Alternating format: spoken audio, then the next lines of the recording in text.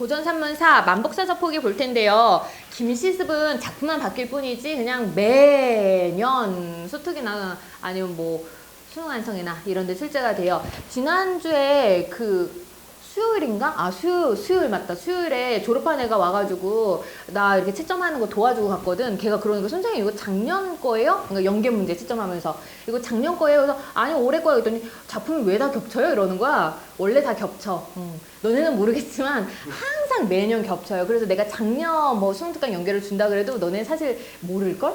모르고 아무 생각 없이 풀걸? 지금 것도 그냥 별 생각 없이 그냥 풀잖아. 문제가 있으니까 푸는 거잖아. 그렇게 이제 계속 겹치니까 주요 작품은 매번 똑같이 나온다고 생각하면 돼요. 지금 만복사서폭이 나왔는데 만복사서폭이 안 나오면 뭐가 나오겠어? 우리 이생규장전이 들어갔겠지. 이생규장전 안 들어갔으면 뭐가 들어가겠어? 남현부주지 들어가겠지. 이 세 개가 보통 번갈아가면서 가고 금옷이나 이 세 작품 말고 또 뭐 있어요? 용궁부연록이랑 치유부벽전기라는 작품이 두 개가 있거든요. 근데 얘는 사실 많이 나오진 않아.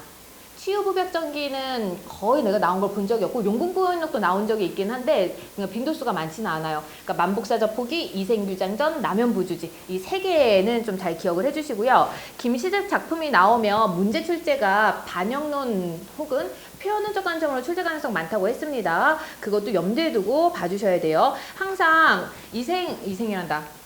김시습의 작품에서는 환상계가 등장을 해요. 현실이 아닌 그런 뭐 저승이라든가 뭐 귀신이라든가 이런 환상적 요소가 나타나게 되는데 이유가 뭐 때문이라 그랬어? 현실에서는 못 이루니까.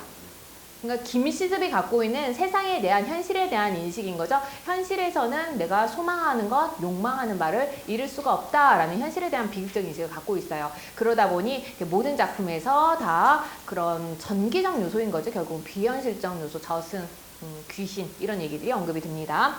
만복사서포기 같은 경우는 등장인물 누구 나와요?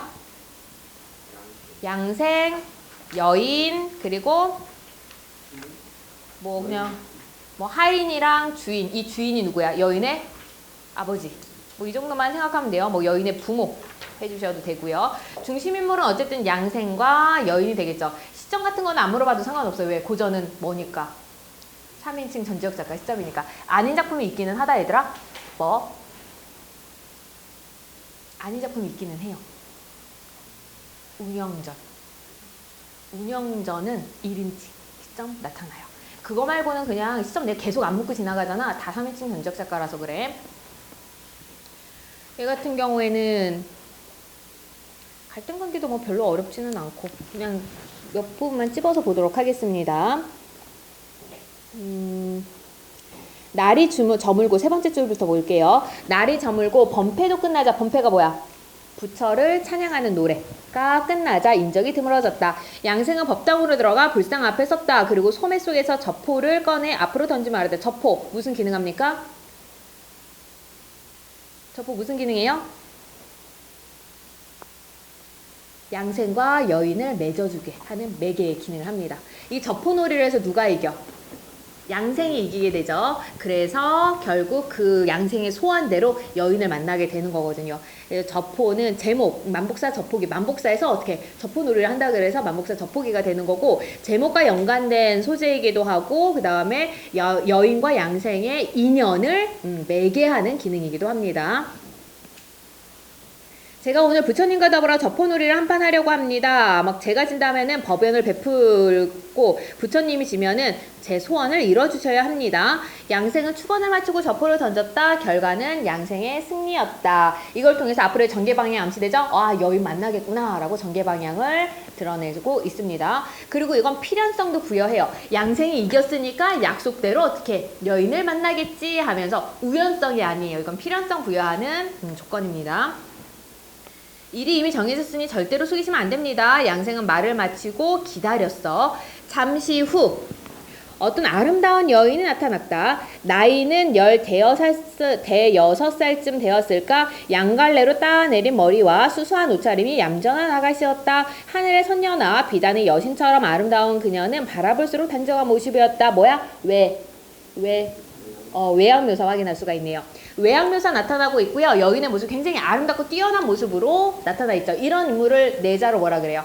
땡땡땡땡 땡땡땡인 제 땡땡인 제자가인의 모습을 확인할 수 있습니다. 고전 산문은 사자성어랑 연결돼서 출제되는 경우가 워낙 많으니까 부분에서 단락에서 너네가 끌어낼 수 있는 사자성어는 잘 기억을 해주시는 게 좋아요. 그래서 여인이 기름병을 부은 후 향을 꽂았어. 그러면서 얘기해. 축원문을 꺼내서 불상 앞에 바쳤어. 그 축원문의 내용이 다음과 같대. 축원문 같은 경우에는 여기에서는 축원문의 내용부터 볼까 그러면? 무슨 내용이 있어? 축원문에? 축원문의 내용에 뭐가 있어요? 안 읽어 갖고 왔어? 그냥 읽었어요? 내용 생각 안 하고? 축원문에는 3가지 내용이 들어가 있어요. 제일 처음 뭐 들어가 있어?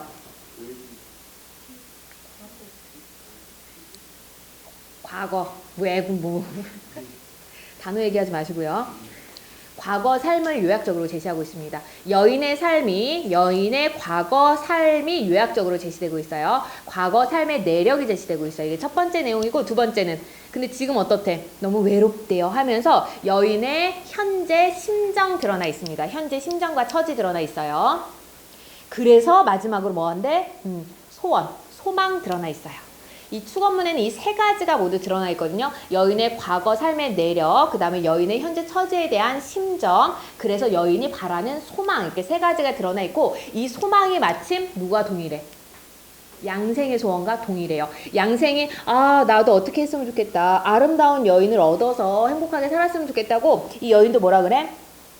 나에게 부여된 운명적인 그런 인연이 있다면은 나도 그 인연을 빨리 만나고 싶다 하면서 배우자를 만나고 싶은, 사랑하는 사람을 만나고 싶은 소원이 동일해. 그러다 보니까 네가 원하는 것이 곧 내가 원하는 것. 그래서 이 축원문은 무슨 기능을 합니까? 양생과의 인연이 맺어지는 기능을 합니다. 이 축원문을 통해서 양생과의 인연이 맺어지는 기능을 하게 돼요. 양생의 소원과 여인의 소원이 일치함으로. 그래서 아무 지역에 사는 아무개가 아래입니다. 전에 변방의 방어가 무너져 왜구가 쳐들어왔을 때 칼날이 눈앞을 가득 채우고 봉화가 해마다 피어올랐습니다. 왜구들이 집들을 불살라 버리고 백성들을 노략질하니 사람들은 동서로 달아나 숨고 도망가게 바빴습니다. 그 와중에 친척 가인들이 뿔뿔이 흩어지고 말았습니다. 이 부분까지.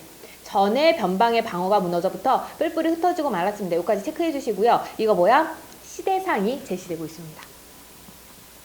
시대상이 제시되어 있는데 왜구가 계속 침입하는 시대상이죠. 우리나라 배경이라는 거 확인 다시 한번 할 수가 있고요. 소설에서 우리나라 배경이라는 건 굉장히 큰 특징 중에 하나예요. 대부분의 소설은 어디 배경으로 하고 있어? 중국 배경으로 하고 있으니까. 여기서 왜구의 침입이 잦았다는 그런 시대상 확인할 수 있습니다. 그래서 소년은 냇버들처럼 연약한 몸으로 멀리 갈 수 없었습니다. 끝까지 정절을 지키고 보전하면서 난리의 화를 면하였습니다. 부모님께서는 딸 자식이 정절을 지켜낸 것을 기특하게 여기시고 한적한 곳으로 피신시켜서 임시로 초야에 묻혀 살게 하셨습니다. 이거는 사실 뭐예요? 내용 다 알고 있잖아. 뭐예요? 임시로 무덤을 만들어 온 거죠. 그러니까 정절을 지키고 화를 면하였다라고 이 여인이 얘기를 하지만 실제로는 정절을 지키려다가 어떻게 죽임을 당했다라는 걸 확인할 수가 있습니다. 자신의 죽음을 이렇게 임시로 초야에 묻혀 살았다라고 표현하고 있어요. 그게 이미 3년이 되었습니다. 여기까지가 뭐예요? 과거상의 요약적으로 제시되고 있어요. 3년이 되어서 하지만 가을 달밤과 꽃피는 봄날을 상심한 채 헛되이 보내면서 정처 없이 떠다니는 구름, 흘러가는 강물처럼 무료하게 하루하루를 보낼 따름입니다 하면서 자신의 현재 처지 그리고 무료함 이런 심정이 드러나 있네요. 인적 없는 빈 골짜기에서 쓸쓸히 지내면서 방명한 한평생을 한탄하였습니다. 또 맑게 갠 밤을 홀로 지새우면서 아름다운 난세의 동물을 슬퍼하였습니다. 날이 가고 달이 갈수록 혼백이 상해가고 여름, 낮, 겨울밤에는 간담이 찢어지고 창자마자 끊어질 듯합니다. 여기까지가 자신의 심정을 토로하고 있고요. 그래서 이제 소망을 얘기를 해요. 부처님께서는 부디 연민의 정을 들여 주시옵소서. 일생의 운명은 이미 정해진 것이고 전생의 업보도 피할 수 없겠지만 저에게 부여된 운명에 인연이 있다면 어서 빨리 만나 즐거움을 누릴 수 있도록 해주시옵소서 간절히 비옵니다. 이 축원문을 보고는 어떻게 되는 거야? 양생이 숨어 있었잖아 지금까지. 짜란 하고 나타나는 거죠. 놀라지 마. 내가 너의 그 인연이야 하면서 이게 서로 하룻밤을 보내게 됩니다. 중략 이후에 술을 다 마신 후 헤어질 때 여인이 은그릇 하나를 양생에게 줍니다. 은그릇은 상징적인 소재죠. 어떤 기능을 하게 됩니까? 증표의 역할을 하고 있죠. 여인과 양생의 관계를 증명하는 그런 증표의 역할을 하게 됩니다. 누구에게 보여주는 증표인 거야? 부모에게 보여주는 증표가 되는 거죠. 내일 저희 부모님께서 저를 위하여 보련사에서 음식을 베푸실 것입니다. 우리 부모님을 한번 뵙는 것이 어때요? 양생이 대답했다. 그러겠소. 그래서 이튿날 여인의 말대로 길가에서 기다리고 있었는데 과연 어떤 귀족 집안의 딸 자식의 대상을 치르려고, 그러니까 상을 치르는 거예요. 장례를 치르려고 수레와 말을 길게 늘어세우고 보련사로 올라가고 있어요. 한 서생이 은그릇을 들고 서 있는 것을 보고는 하인이 아뢰었다. 아가씨의 무덤에 묻은 물건을 벌써 어떤 사람이 훔쳤습니다. 주인이 말했다. 은그릇 말입니다. 그렇게 해서 은그릇을 지니게 된 경위를 물었고 양생은 설명을 했죠. 그래서 나에게는 오직 딸아이 하나만이 있는데 왜구가 침입하여 난리가 났을 때 죽었어. 장례도 치르지 못하고 묻어주었지. 이래저래 미루다가 오늘에 이르게 되어서 벌써 대상날이라 제나 올려 저승기를 추도하려고 한다네. 약속대로 딸아이를 기다렸다가 함께 오게. 부디 놀라지 말게나 하면서 쭉쭉쭉쭉쭉쭉쭉 끝까지는 내가 더 설명할 게 없네요. 이 뒷내용 알고 있죠? 어떻게 돼요?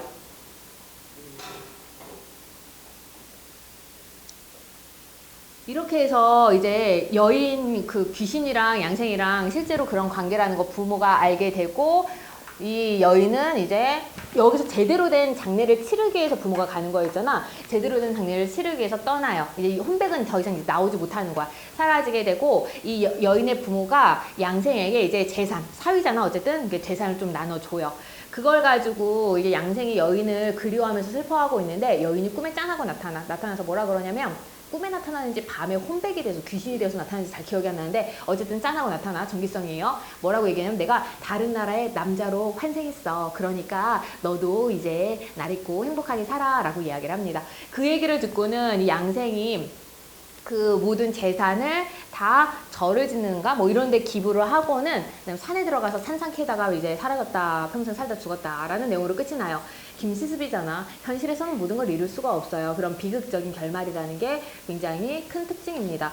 그리고 보면 알겠지만 여기서 부처님한테 얘기해가지고 어떻게 인연을 맺게 되죠. 그리고 그 여인이 혼백이 나타나서 나 다른 나라에서 환생했어, 남자로 태어났어 라고 하는 걸로 봐서 어떤 불교적 세계관, 어떤 불교적 세계관? 윤회사상도 확인할 수가 있습니다. 이 작품에서는 불교적 색채가 좀 강하게 드러나는 작품이에요. 특징 생각하면 우리나라 배경이다 이것도 특징이고, 그 다음에 불교적 세계관이 드러나 있다 이것도 특징으로 보면 되고요. 내용 전체가 다 귀신 얘기 나오니까 전기성 강하게 드러난다는 것도 특징입니다. 그리고 이 발체 부분에는 없지만 실제로 발체가 된다면, 출제가 된다면 나는 삽입시 있는 부분 출제될 것 같아요. 그럴 수밖에 없어. 이 소설에서 삽입시가 굉장히 중요한 역할을 많이 하고 있거든. 근데 삽입시는 어차피 일반적인 기능 너네가 알면 돼요. 일반적 기능 뭐야? 삽입시의 일반적 기능. 서정갈래잖아. 삽입시는. 그래서 정서, 인물의 정서를 부각하는 기능을 하게 되고요. 그리고 전체 분위기가 정서가 두드러지다 보니까 전체 분위기를 서정적 분위기를 형성하게 됩니다. 그리고 소설 속에 들어가다 보니까 소설의 그런 단조로움을 피하는 기능도 하게 되고요.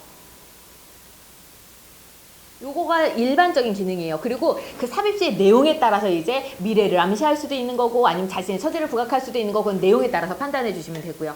그러니까 항상 만복사적포기가 출제될 경우 거의 삽입시 있는 부분이 같이 발췌돼서 출제되는 경우가 훨씬 많았어요. 그 삽입시의 기능 때문에. 만복사적포기에 사용되는 삽입시는 미래를 예측하는 그런 내용은 없고요. 시들이 전부 자신의 처지를, 서정성을 부각하는 그런 기능으로 많이 사용됩니다.